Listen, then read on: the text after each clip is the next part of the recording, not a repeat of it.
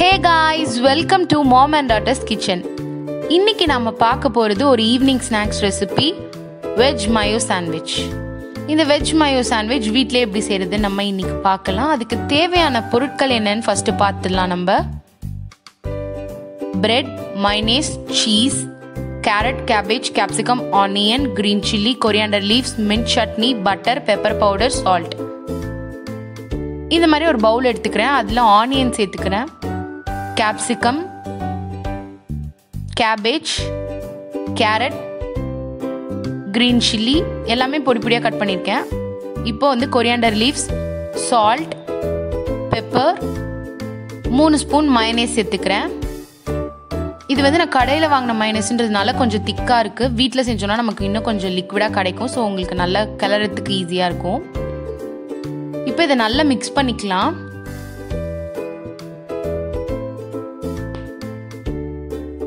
நல்லா அந்த வெஜிடபிள்ஸ்லாம் மயனேஸில் போயிட்டு நல்லா செட் ஆகுற மாதிரி நல்லா மிக்ஸ் பண்ணிக்கோங்க இந்த மாதிரி.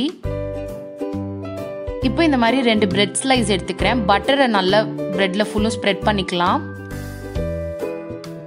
மின்ட் சட்னி ரெடி பண்ணியிருக்கேன், அதை கொஞ்சமாக இதில் சேர்த்துக்கலாம். இப்போ நம்ம ரெடி பண்ணி வச்சுருக்கிற அந்த வெஜிடபிள்ஸை சேர்த்துடுறேன். இதில் நல்லா ஃபுல்லாக அப்ளை பண்ணிக்கோங்க.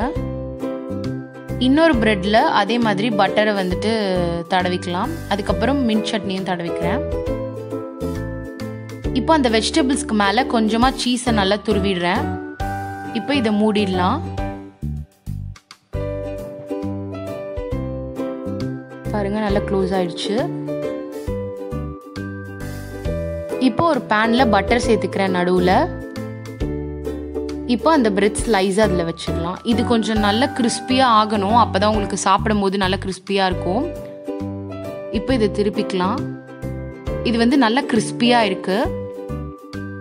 இப்போ இதை திருப்பி எடுத்துடலாம். பாருங்க, நல்லா வெந்திருக்கு. இப்போ வெளியே எடுத்துடலாம். இப்போ அதே மாதிரி நம்ம இன்னொரு பிரெட்லேயும் பட்டரு, மின்ட் சட்னி, இந்த வெஜிடபிள்ஸ் இதெல்லாம் பண்ணிட்டு சீஸ் துருவிட்டு அதையும் இதே மாதிரி பேனில் ரெடி பண்ணிக்கலாம்.